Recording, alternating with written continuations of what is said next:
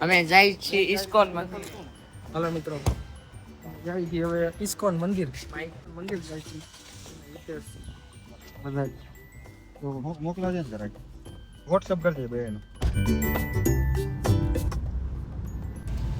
જો મિત્રો, રિક્ષાની પાછળ ઉપરની સાઈડ જોકર બેઠો છે.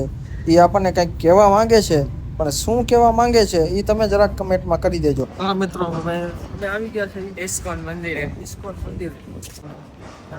જો અહીંયા જવાનું છે.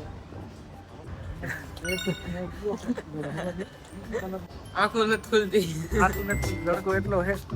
પાછળ જો લોકેશન એક નંબર છે. આ ઇસ્કોન મંદિર હજી તો બને છે. હજી બનવાનું ચાલુ છે.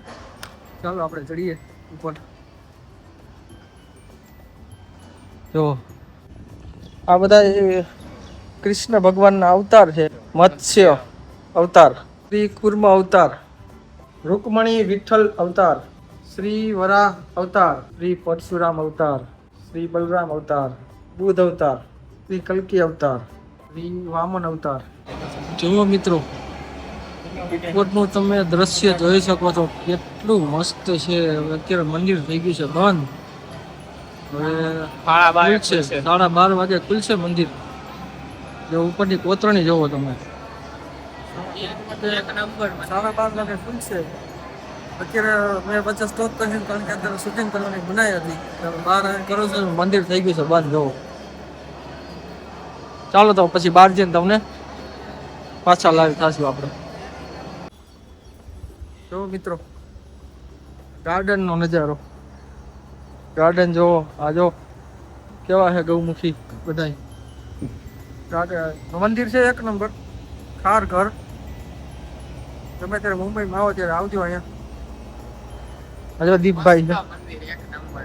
હા, અંદર તમે બેહજો. તમે હિતેશભાઈ મંદિરના વિશે જણાવો થોડુંક.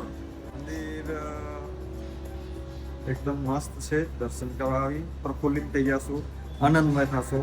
અને આવી આમ થશે કે 10 મિનિટ રહેવું છે એ જગ્યાએ તમારે કલાક 2 કલાક નીકળી જશે તો તમને આમ નહીં થાય જાય ઘરે, એટલો આનંદ આવે છે. બરાબર છે. હા, તો સાંભળી લીધું તમે. મુંબઈ આવો ત્યારે અચૂક આવવાનું જ છે તમારે બધાય. જો આ બધું ગિફ્ટ શોપ છે, તમારે કાંઈ લેવું હોય તો. આ બધી બુકું છે.